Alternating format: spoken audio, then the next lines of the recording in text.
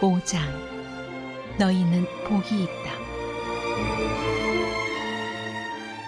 예수께서 자신의 사역으로 인해 큰 무리가 몰려드는 것을 보시고 산에 올라가셨다. 예수께 배우고 그분께 인생을 건 사람들도 함께 올라갔다.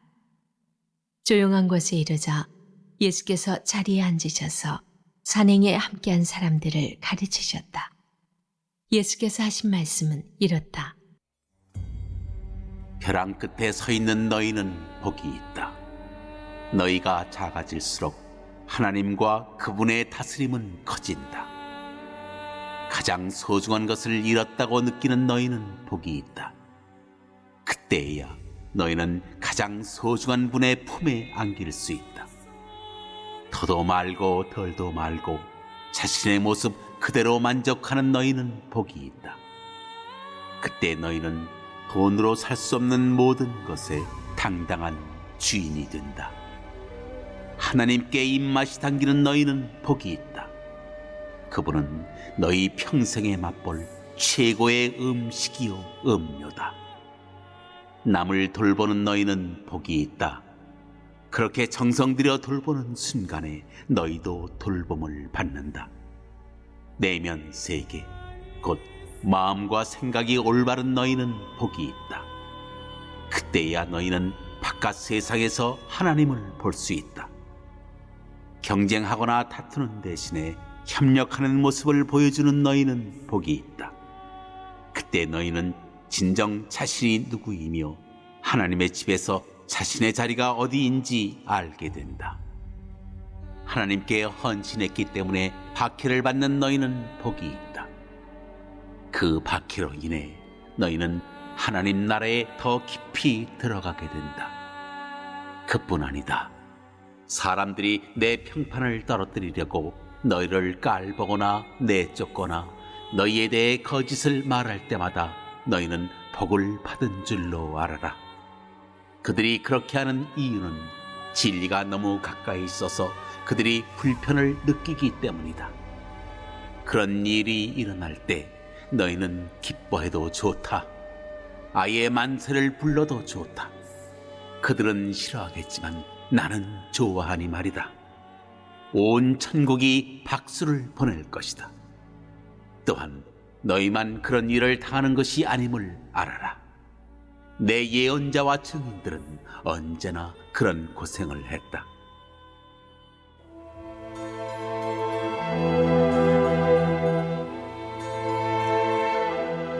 소금과 빛.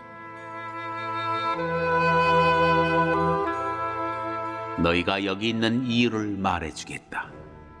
너희는 소금을 쳐서 이 땅에 하나님 맛을 드러내라고 여기 있는 것이다. 너희가 짠맛을 잃으면 사람들이 어떻게 경건의 맛을 알겠느냐. 너희가 쓸모없어지면 결국 쓰레기통에 버려질 것이다. 이렇게 말할 수도 있다. 너희는 빛이 되어 세상에 하나님의 빛깔을 드러내라고 여기 있는 것이다. 하나님은 감추어둘 비밀이 아니다. 우리는 이 비밀을 훤히 드러낼 것이다. 산 위에 있는 도시만큼 훤히 드러낼 것이다. 내가 너희에게 등불을 들고 있게 한다면 설마 너희는 내가 너희를 통 속에 숨겨두리라고는 생각하지 않을 것이다. 나는 너희를 단 위에 둘 것이다. 내가 너희를 언덕 위에 등불 놓는 단 위에 두었으니 빛을 비추어라. 너희에게 오는 손님을 기쁘게 맞아들여라. 후하게 베풀며 살아라. 너희가 다른 사람들에게 마음을 열면 그들도 너희에게 자극을 받아 하나님께, 하늘에 계신 자비로우신 아버지께 마음을 열게 될 것이다.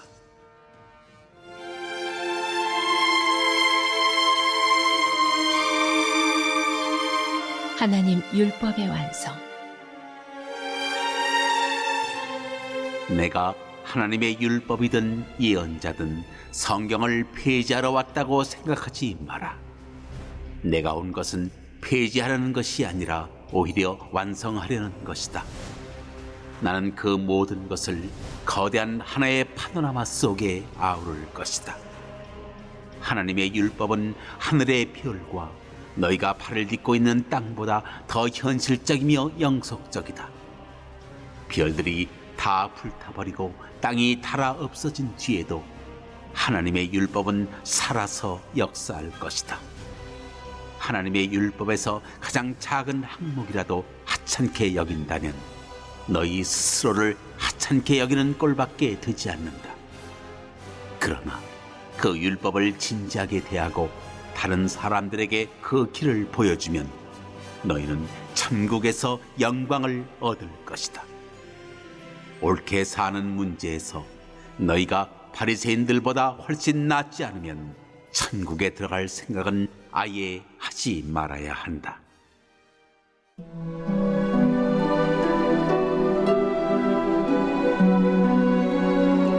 말이 사람을 죽인다. 너희는 옛사람들에게 주어진 살인하지 말라는 계명을 잘 알고 있다. 내가 너희에게 말한다. 누구든지 형제나 자매에게 화만 내도 살인을 범한 것이다.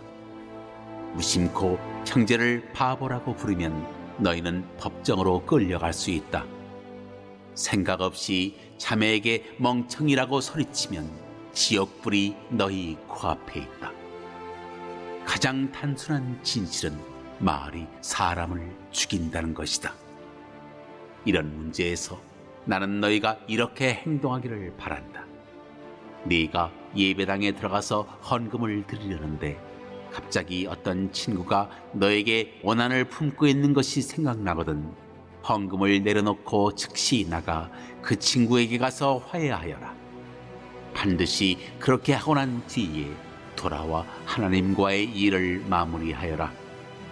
또는 내가 길거리에 있는데 옛 원수가 다가와 말을 건다고 하자. 한시도 지체하지 말고 네가 먼저 나서서 그 사람과 화해하여라.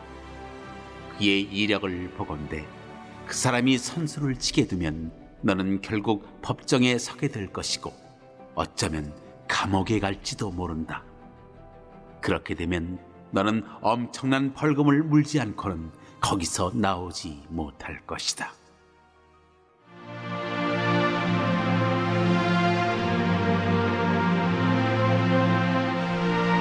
간음과 이혼. 너희는 남의 배우자와 동침하지 말라는 계명도 아주 잘 알고 있다. 그러나 단순히 동침하지 않는다고 해서 너희의 덕을 지켰다고 생각하지 마라.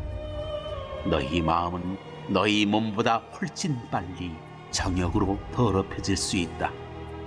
아무도 모를 것 같은 견눈질도 너희를 더럽힌다. 이 일이 실제로 쉬울 것이라고 생각하지 마라. 네가 도덕적으로 순결한 삶을 살고 싶다면 너는 이렇게 해야 한다. 내 오른쪽 눈이 음흉하게 견눈질하는 것을 알아차리는 순간에 넌 그 눈을 멀게 해야 한다. 한 눈으로 살 것인지 아니면 도덕적 쓰레기 더미에 내던져질 것인지 너는 정해야 한다. 또 남을 해치려고 내 오른손을 드는 순간에 너는 그 손을 잘라버려야 한다. 내 존재 전체가 영원히 쓰레기 더미에 버려지느니 차라리 피 묻은 몸뚱이로 사는 것이 낫다. 성경에 누구든지 아내와 이혼하는 자는 아내에게 이혼 증서와 법적 권리를 주고 합법적으로 하라고 한 말을 기억하느냐?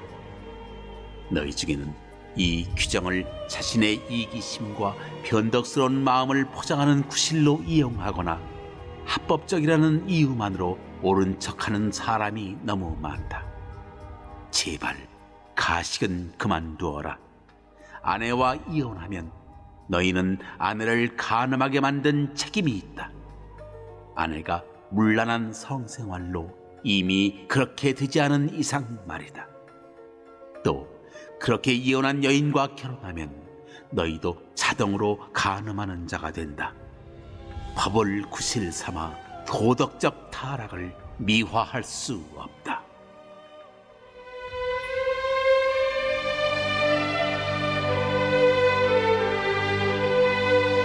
마음에 없는 말을 하지 마라. 그리고 마음에 없는 말은 아예 하지 마라. 이 권고는 우리 전통에 깊숙이 박혀 있다. 기도해 주겠다고 말하고는 기도하지 않거나 마음에도 없으면서 하나님이 함께 하시기를 빈다고 하며 경건한 말로 연막을 치면 상황이 더 악화될 뿐이다. 종교적 장식을 멋지게 단다고 해서 너희 말이 진실해지는 것은 아니다. 너희 말을 거룩하게 할수록 그 말의 진실성은 떨어진다. 그러면 그렇다, 아니면 아니다라고만 하여라. 자기 뜻을 관철하려고 말을 조작하다가는 잘못된 길로 빠진다.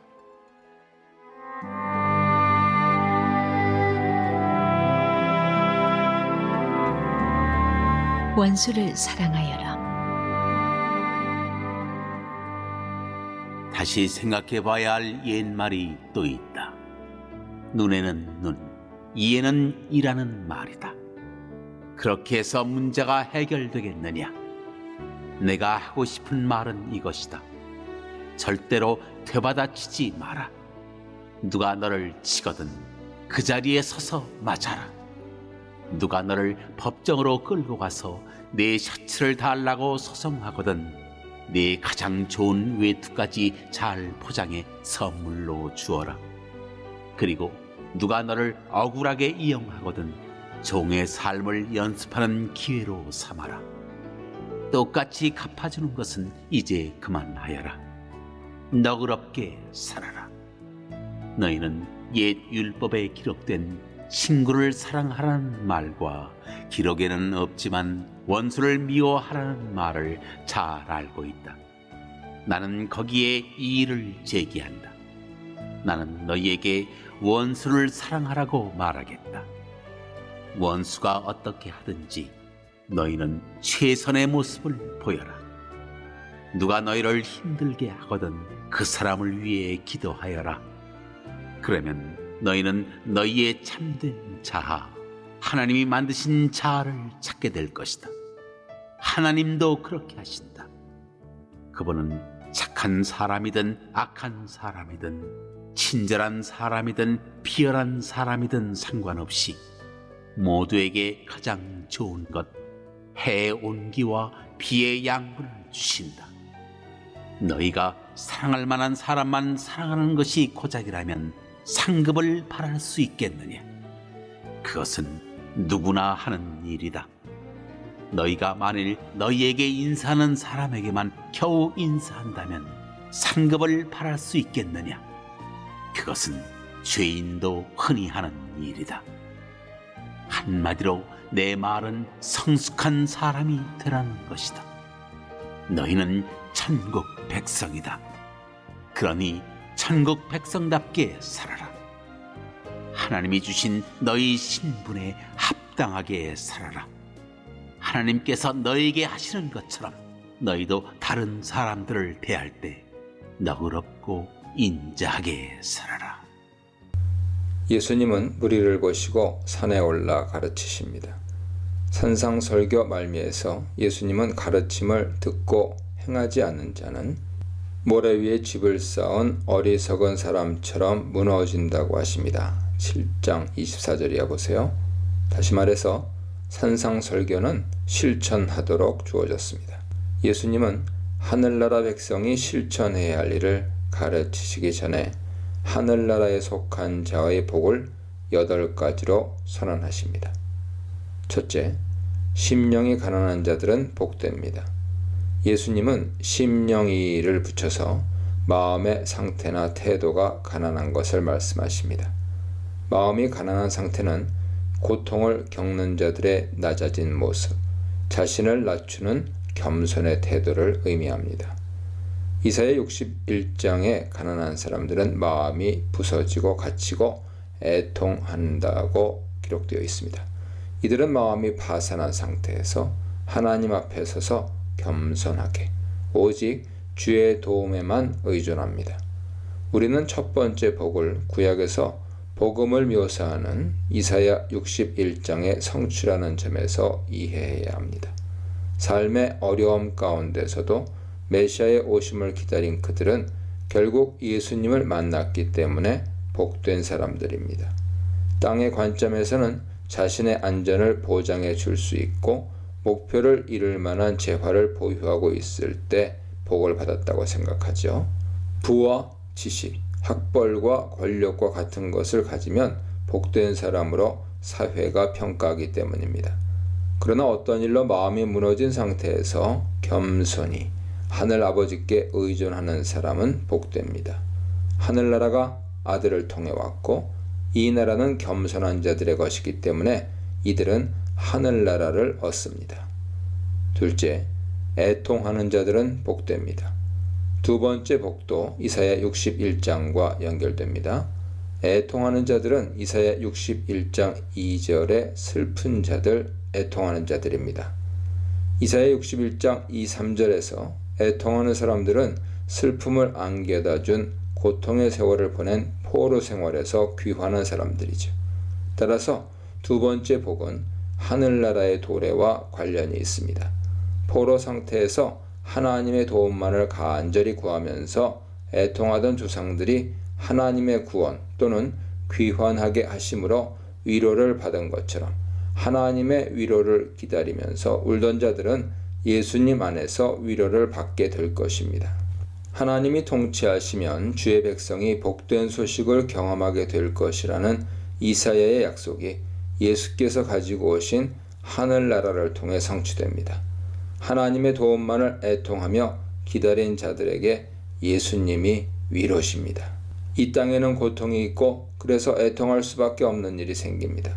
권력 앞에서 무력하거나 소중한 사람이나 무엇을 잃어버렸거나 자신의 죄를 깨달을 때 고통을 겪습니다. 땅의 관점에서 애통하는 사람들은 부러움의 대상이 되지 못합니다. 그러나 하나님 앞에서 애통하는 자는 하나님의 위로를 받을 것이기에 복됩니다.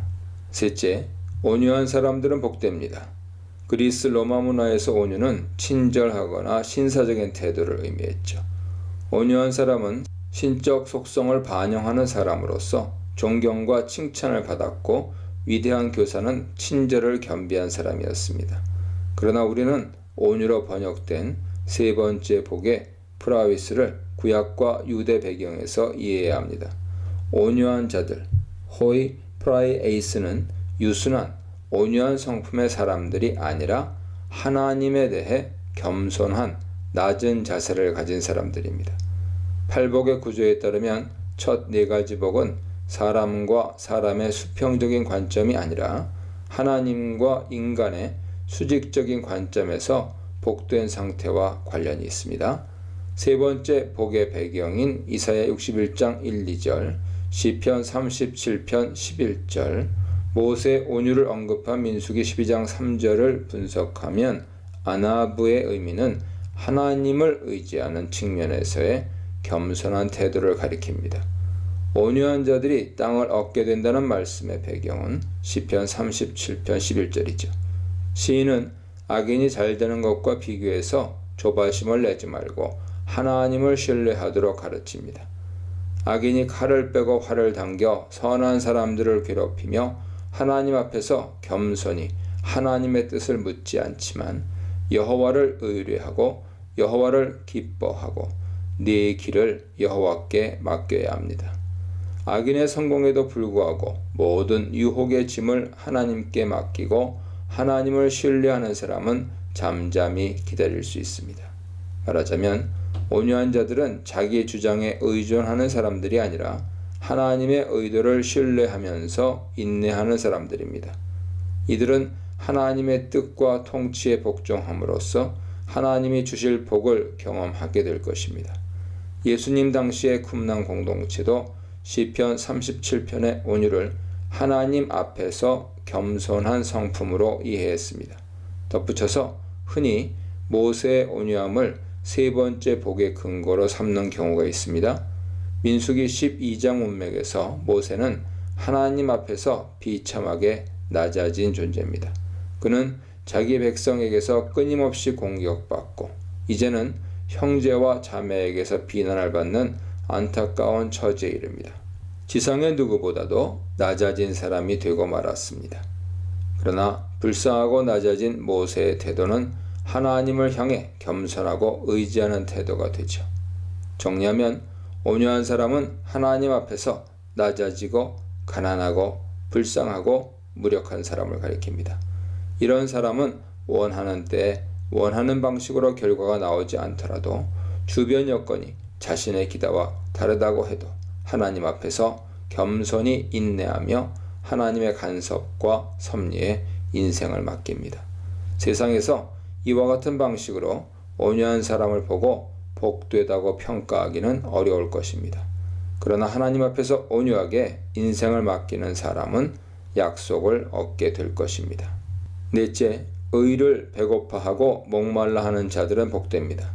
여기서 의는 인간에 대한 하나님의 신실하심, 하나님의 구원 행위를 뜻합니다.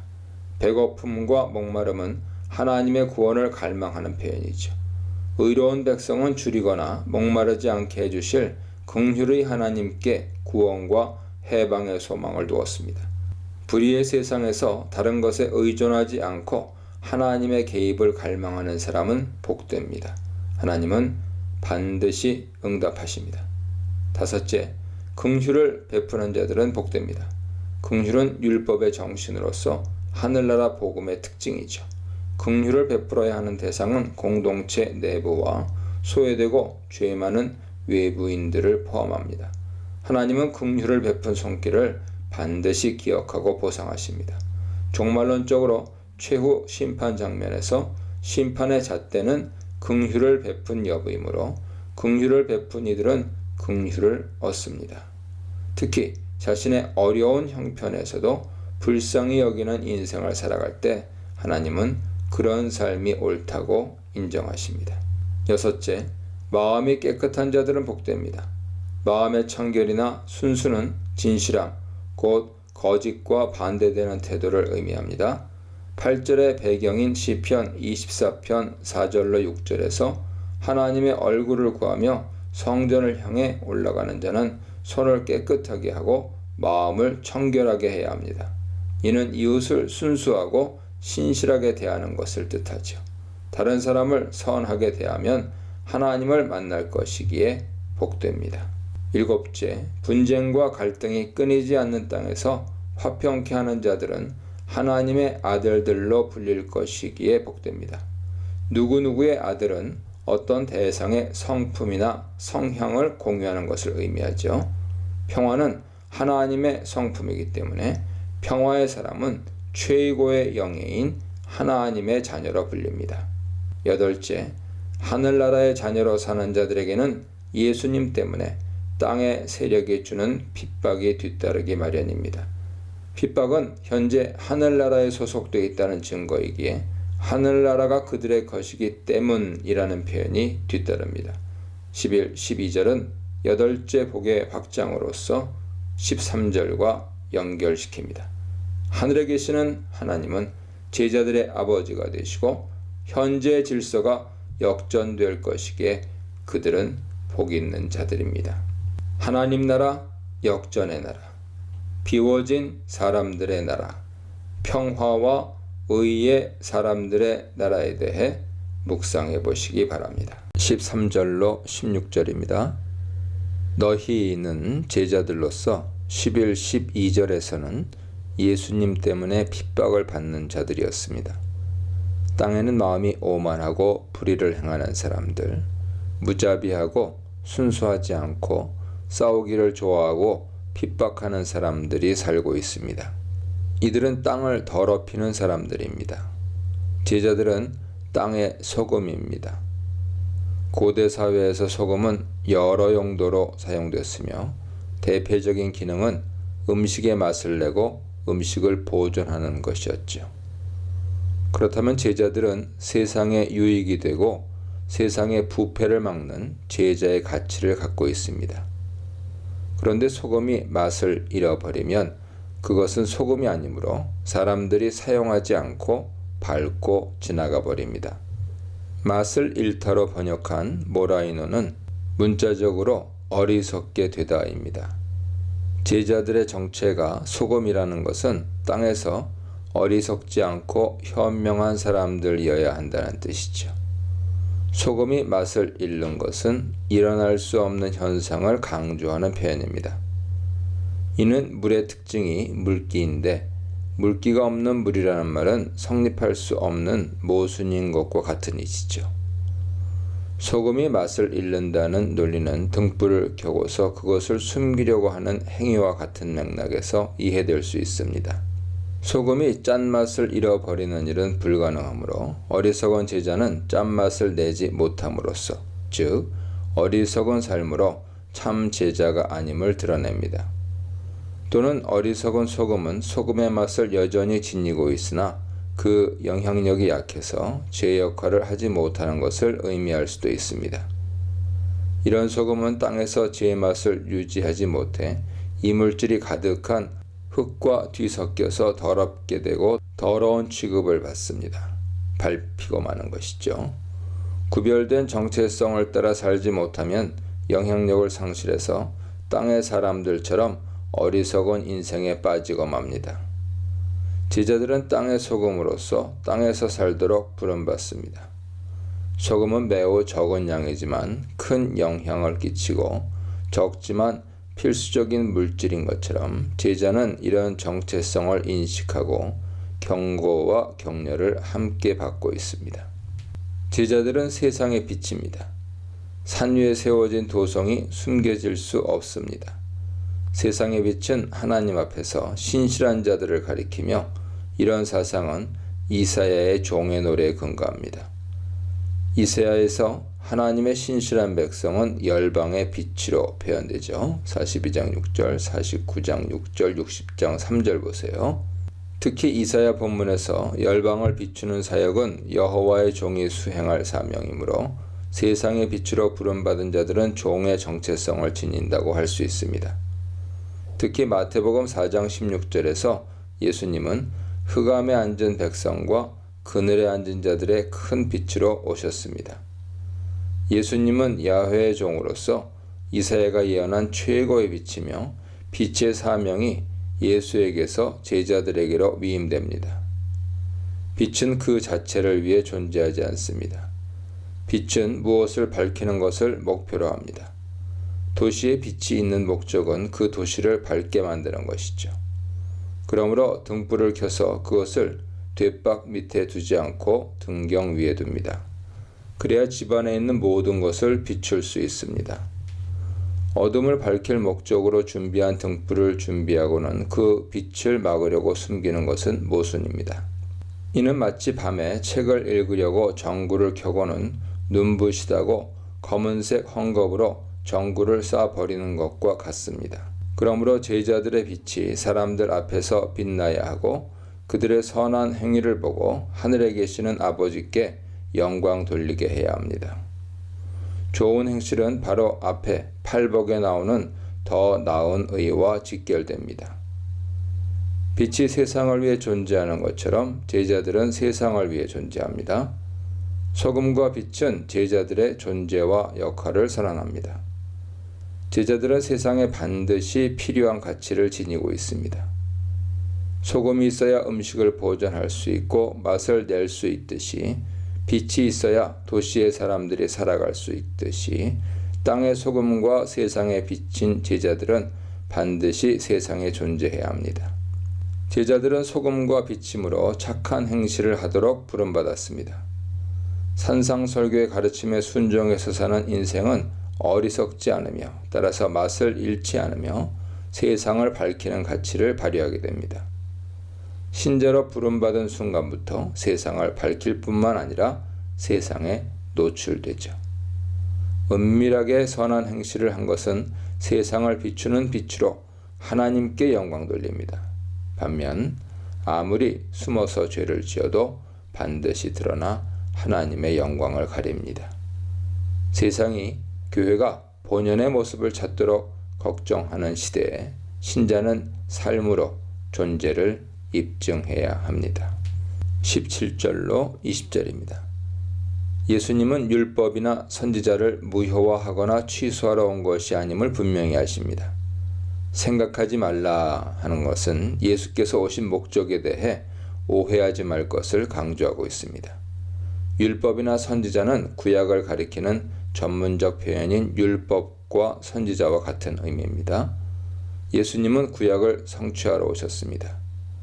율법은 모세오경을, 선지자들은 구약의 나머지 부분을 가리키죠. 하늘과 땅이 없어지기 전까지는, 모든 것이 이루어지기 전까지는 율법의 1.1획도 결코 없어지지 않을 것입니다. 예수께서 오신다고 해서 율법의 가장 작은 부분이 없어지는 것이 아니라 그대로 가치 있게 존재합니다. 그러므로 이 계명들 중에서 가장 작은 것 하나를 없애고 없애도 된다는 식으로 가르치는 자마다 하늘나라에서 가장 작다고 불릴 것이며, 행하고 가르치는 자마다 하늘에서 크다고 불릴 것입니다. 하늘나라의 제자는 예수께서 명령하신 것을 순종하도록 가르쳐야 하며, 먼저 지극히 작게 여겨지는 계명이라도 그 뜻에 순종해야 하고 순종하도록 가르쳐야 합니다. 이런 자는 하늘에서 크다고 불립니다. 율법 전체에는 하나님의 뜻이 나타나 있고, 율법에서 작게 보이는 계명은 그만큼 하나님의 뜻이 세밀한 부분에까지 미치고 있음을 반영합니다. 그래서 예수님은 당대 사람들이 작게 여기는 계명이라고 무시하지 않으셨습니다. 이제 예수님은 제자들의 의가 서기관과 바리새인의 것보다 낫지 않으면 결코 하늘나라에 들어가지 못할 것이라고 가르치십니다. 더 나은 의가 무엇인지에 대한 설명이 본문에는 없습니다. 이는 마치 글자가 없는 종이와 같아서 21절로 48절의 6가지 예를 통해 독자들이 추정할 수 있는 용어입니다. 그리고 20절을 17절로 19절과 연결해 보면 제자의 의는 율법에 나타난 하나님의 뜻을 실행하는 것입니다. 그런데 예수님의 제자들이 어떻게 율법의 조항을 규정하던 전문가들인 서기관들과 바리새인들의 의를 능가할 수 있습니까? 그리스도의 법은 모세의 법과 유대 전통을 능가하기 때문입니다. 예수님은 구약을 성취하러 오신 분으로 율법에 담긴 하나님의 뜻을 정확하게 아십니다. 하나님의 뜻을 정확하게 아시는 예수님의 율법 해석에 따라서 이해하고 순종하는 사람은 질적으로 정확한 방향으로 향하고 하나님께서 원하시는 뜻을 더 실천할 수 있습니다. 또한 종말론적으로 하늘나라의 새 언약 백성은 소금과 빛으로 열매 맺는 힘을 얻었기 때문에 양적으로 더 의를 행할 수 있습니다. 하나님의 아들은 하나님의 율법을 하나님의 뜻에 따라서 사는 기준으로 보셨고, 구약을 폐하러 오지 않고 성취하러 오셨습니다. 구원 역사의 측면에서 예수님은 하나님이 율법을 주셨을 때 원래 의도하신 바, 그리고 더 깊은 의미를 해석해서 가르치심으로써 구약과 율법을 성취하십니다. 예수님은 자신의 사역과 삶으로 율법을 성취하십니다. 특히 예수님은 고난받는 종으로서 고난의 삶으로 구약의 소망을 성취하십니다. 그러므로 예수님을 따르는 삶은 하나님이 율법을 주셨을 때 의도하셨던 것, 심지어 율법이 오기 전에 의도하셨던 것도 성취하게 됩니다. 교회는 예수님이 오신 목적을 언제나 기억하고 구약의 가르침을 취사 선택하지 않도록 해야 합니다. 소금과 빛으로서 예수님께 집중할 때 더 나은 의를 실천할 수 있습니다. 소금과 빛의 사람들, 율법의 의도를 완성하는 사람들, 순종의 사람들에 대해 묵상해 보시기 바랍니다. 21절로 26절입니다. 더 나은 의를 보여주는 첫 번째 이해는 살인에 대한 해석입니다. 옛사람들은 살인하지 말라는 명령을 들었습니다. 살인하는 자마다 심판을 받게 됩니다. 그러나 예수님은 형제에게 화를 내는 자마다 심판을 받게 될 거라 선언하십니다. 형제에게 골빈놈이라고 하는 자마다 공의회에 보내질 것이고, 멍청이라고 말하는 자마다 불타는 지옥에 넘겨질 것입니다. 형제에 대한 분노는 타인의 생명을 부당하게 빼앗는 것인 살인과 다르지 않습니다. 예수께서 강조하시는 더 나은 의는 주관적인 판단으로 작게 여길 수 있는 죄를 심각하게 인식하는 데서 출발하는 것이죠. 하늘나라 백성은 살인하지 말라는 법을 어기지 않은 것으로 만족하지 않고 상대방을 존중하기 위해 애씁니다. 상대방에 대한 존중은 23절로 26절에서 구체적인 예로 강조됩니다. 22절에서 경고한 심판을 피할 수 있는 방법은 화해입니다. 첫 번째는 예물을 바치는 것보다 화해가 중요한 것을, 두 번째는 즉시 화해를 실행해야 하는 것을 언급합니다. 예물을 바치러 가다가 형제가 자신 때문에 뭔가 문제를 안게 되었다는 생각이 들면 예물을 제단 아래에 두고 바로 형제에게 가야 합니다.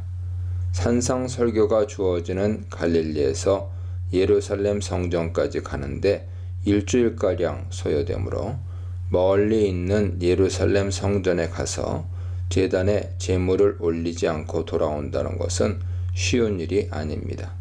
예수님은 그만큼 화해를 강조하십니다. 깨어진 인간관계를 회복하고 나로 인해 상처를 받은 사람과 화해하는 것은 예배 행위보다 먼저 해결해야 할 정도로 중요합니다. 25, 26절은 화해가 즉시 이루어져야 함을 묘사하죠. 화해는 빨리 이루어져야 하며 그렇게 하지 않을 때 하나님의 심판이 임할 것입니다. 하늘나라의 새 백성은 살인하지 말라는 계명을 어기지 않는 것에 머무는 사람들이 아닙니다. 분노를 주체할 수 없어서 비아냥거리거나 협박과 저주에 가까운 언어폭력을 사용하면서도 하나님을 예배하는 나는 아무 거리낄 것이 없다고 생각한다면 자신을 심각하게 오해하는 태도입니다.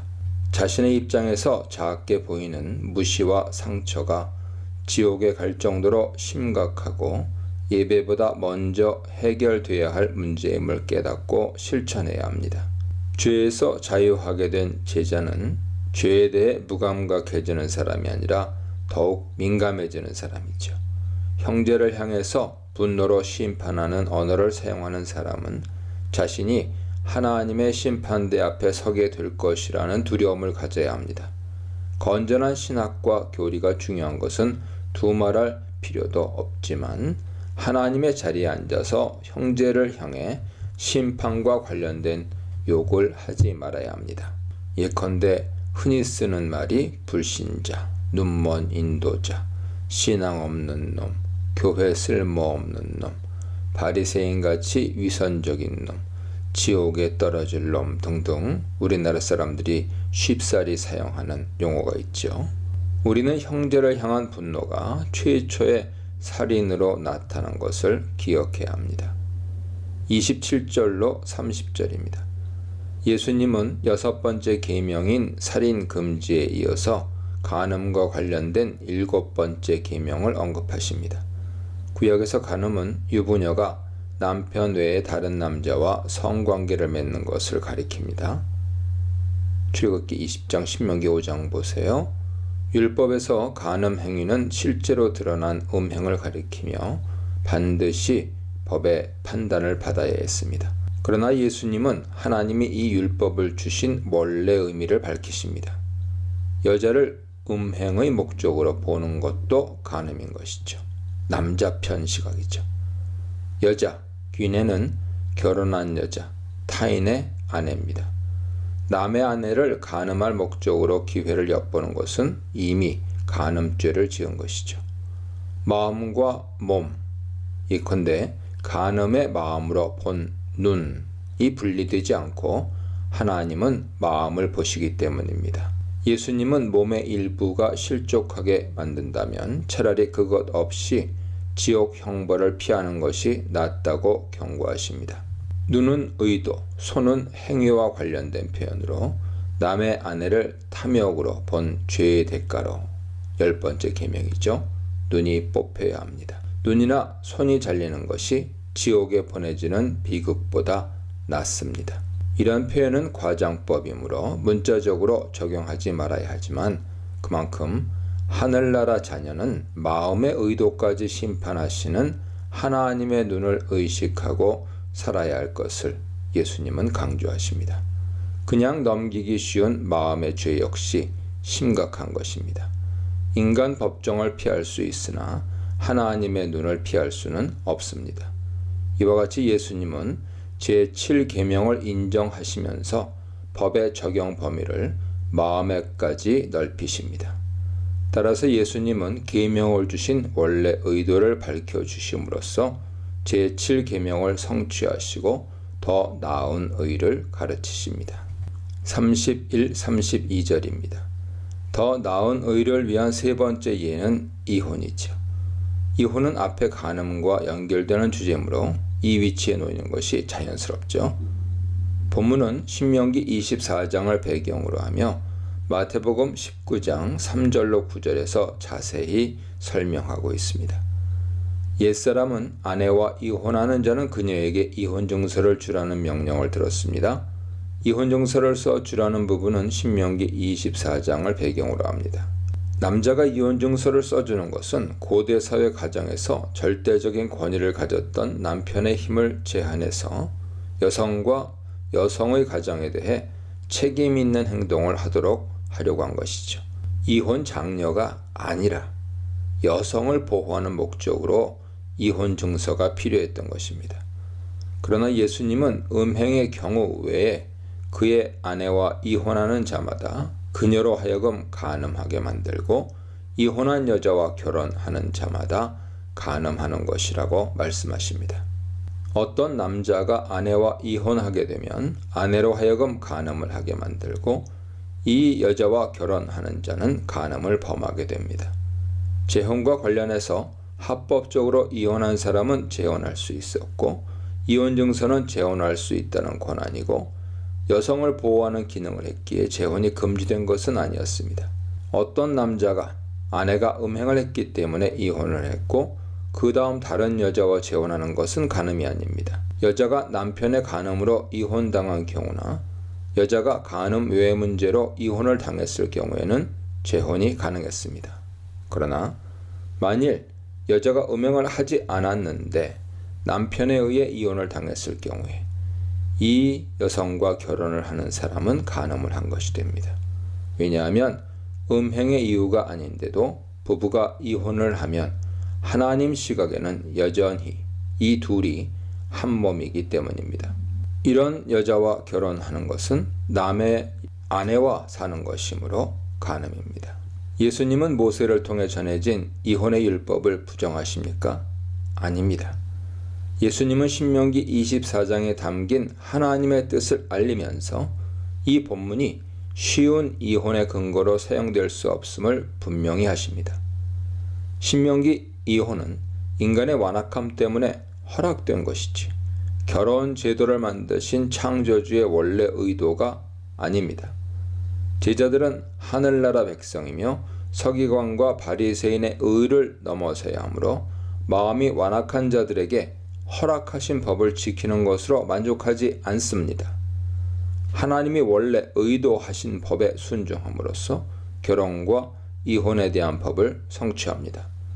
결혼은 한 남자와 한 여자의 영원한 관계를 이루도록 의도됐으므로 이혼은 하늘나라 제자들이 선택할 사항이 아닙니다.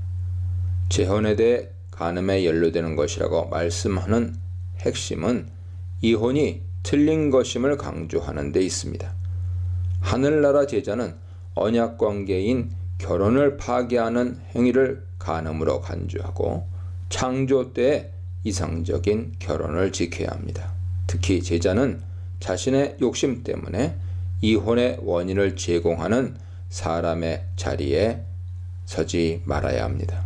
살인하지 않는 것보다 더한 의, 예배보다 더 앞서 해야 하는 의, 간음하지 않는 것보다 더한 의에 대해 묵상해 보시기 바랍니다. 33절로 37절입니다. 율법을 성취하고 더 나은 의를 보여주는 네 번째 예는 맹세에 대한 것입니다. 옛사람들은 거짓 맹세를 하지 말고 맹세한 것을 지켜야 한다는 계명을 들었습니다. 서원과 맹세는 같은 개념이며 1세기 당시 유대주의에서 맹세는 서원 또는 서약과 구별되지 않았습니다. 율법은 거짓 맹세를 금했으나 예수님은 맹세 자체를 금지하십니다. 맹세는 어떤 사람이나 사물을 수단으로 사용해서 약속하거나 확언하는 것으로서 약속하고 확언한 내용을 신뢰할 수 있도록 어떤 대상을 수단으로 사용하게 되죠. 고대 사회에서는 신 혹은 신들이 맹세의 가장 강력한 수단이었습니다. 하늘, 땅, 예루살렘, 머리는 당시 유대인들이 실제로 사용했던 맹세의 수단이었고 모두 하나님과 관련됩니다. 그래서 예수님은 진실을 입증하기 위한 수단으로 하나님과 관련된 것을 사용하지 말도록 명령하십니다. 땅도 하나님의 발판으로서 인간이 사용할 수 있는 권한이 없습니다. 예루살렘은 위대하신 왕 하나님의 도시이므로 인간이 사용할 권한이 없습니다. 자신의 머리라고 해서 맹세에 사용해서는 안 됩니다. 인간은 자신의 머리를 마음대로 할 수 없는 존재죠. 이것은 하나님의 영역에 속한 것이므로 인간은 자신의 머리를 걸고 무엇을 맹세할 정도로 능력 있는 존재가 아닙니다. 만일 맹세를 하지 않는다면 어떻게 진실을 증명할 수 있습니까? 하늘나라 새 백성은 아니요, 아니요 또는 예, 예라고만 대답해야 합니다. 예수님은 율법을 폐하러 온 것이 아니므로 율법이 요구하는 맹세를 반대하지 않으십니다. 새 백성은 과거에 옛 백성이 맹세의 수단으로 자신의 진실을 확보하려 했던 시도를 하지 말아야 합니다. 율법을 주신 하나님의 의도는 진실한 사람이 되는 것입니다. 진실한 말과 삶이 맹세에 대한 율법을 성취합니다. 더 나은 의는 맹세하는 대상을 사용해서 빠져나갈 구멍을 만들지 않는 것입니다. 아니요, 와, 예라는 말로 진실을 실천하면 구약의 율법을 성취하게 됩니다. 한편 맹세하지 말라는 명령을 적용하는 문제에 있어서 몇 가지 고려할 점이 있습니다. 첫째, 본문은 일상생활에서 일어나는 일을 대상으로 하기 때문에 법정과 같은 공적 영역에서 맹세하지 말라는 명령인 것처럼 오용하지 말아야 합니다.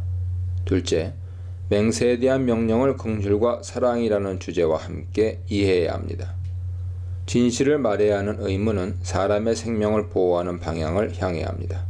예를 들어 생명의 위협을 느껴서 괴한에게 쫓기는 사람이 자신의 집에 숨어 있을 때 그 사실을 괴한에게 진실하게 말하는 것은 긍휼과 이웃과 하나님 사랑의 계명에 위배됨으로 정당화되지 못합니다. 진실은 긍휼과 사랑의 법 아래에 놓입니다. 38절로 42절입니다. 다섯 번째는 보복에 대한 주제입니다. 예수님은 눈에는 눈으로 이에는 이로 갚으라는 동해 보복법과 대조해서 보복하지 말라고 명령하십니다. 동해 보복법은 개인의 보복 행위를 금하도록 주어진 공식 규정으로서 보복의 악순환을 막는 도구였습니다. 이 법에 대한 예수님의 해석은 악으로 악을 갚지 말라는 의미와 같습니다. 참고로 예수께서 보복을 금지하시는 것은 법 집행과 같은 공적인 영역이 아니라 개인적 관계에 적용되는 것으로서 악한 자들에 대한 심판은 하나님의 손에 달려있고 하나님이 부여하신 권한을 가진 제도에 의해 집행되어야 합니다. 로마서 12장 보세요. 보복을 금지하는 첫 번째 예는 오른쪽 뺨을 맞았을 때 왼쪽 뺨을 돌려대는 것입니다. 뺨을 때리는 것은 상대방을 모독하는 행위죠. 특히 오른쪽 뺨을 맞는 것은 상대방이 손등으로 때렸다는 의미로 당시에는 가장 치욕적인 행위였습니다. 이런 대접을 받고서도 보복을 하지 않는 것은 수치와 모욕을 견디는 수준을 말합니다. 보복하지 않는 두 번째 예는 고소를 당했을 때 재판의 결과로 속옷을 가져가면 겉옷까지 주는 것입니다. 옷과 음식은 인간의 삶에서 필수적인 요소죠. 특히 속옷. 기토는 옷을 입는 사람의 피부에 직접 닿는 긴 옷이기 때문에 가장 은밀한 소유입니다. 속옷을 주는 것은 자신의 은밀한 부분을 공개하는 것처럼 어려운 일입니다.